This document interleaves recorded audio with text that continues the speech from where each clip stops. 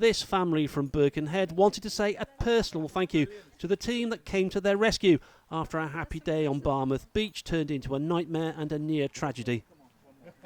All smiles now, but not so on that day when 12-year-old Mabel Smith was swept out to sea off Barmouth Beach where the family were holidaying. Her mum Milena called the Coast Guard. Coast Guard rescue.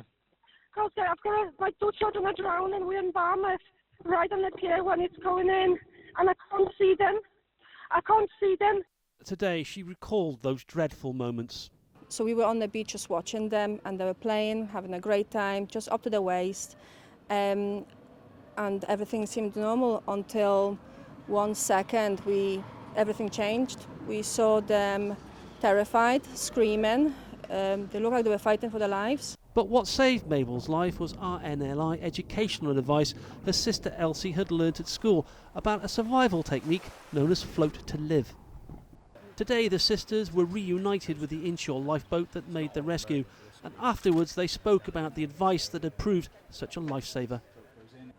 When the waves came over, we couldn't walk through them because the current was so strong, and then one wave came and we couldn't stand up, and we were just screaming. It was terrifying. We tried to swim back, but we couldn't because the current was so strong. What did Elsie shout at you? She was just shouting like, float on your back, you've got to do it. And yeah, just being really reassuring to me. And you appreciate that saved your life? Oh God, yeah. I shouted, lie on your back, you have to lie on your back, or you might drown. Mm-hmm. Float to live is something that everybody should know when they go to the beach? Yeah, of course, because it saved me and my sister's life. As for the crew, they were just happy that the float to live advice had saved a young girl's life.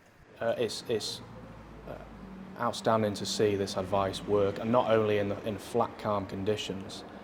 This was heavy surf, a rough day with a strong outgoing current and breaking waves at 4 to 6 foot that were overwhelming the boat.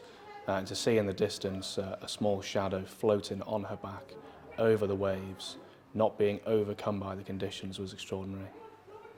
But we actually saw this in force 4-5 conditions, strong outgoing tide.